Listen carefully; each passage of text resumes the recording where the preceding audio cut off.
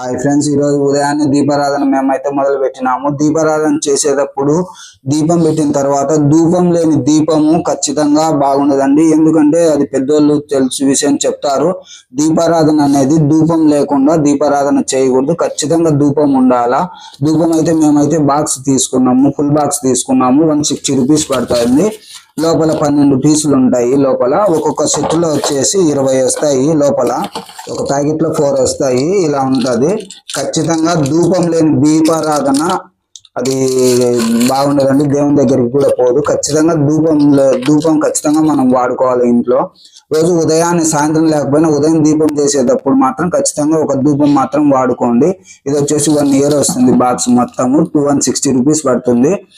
ఎట్లా చేసుకున్నా కూడా 15 రూపాయలు వస్తుంది. మీరు బాక్స్ తీసుకుంటే 1 ఇయర్ దాకా ఇది ఉంటాయి. చెడిపోవు, ఏం పోవు. మీరైతే ఖచ్చితంగా యూజ్ చేసుకోండి. మా దీపారాధన అయితే ఈరోజు ఈ విధంగా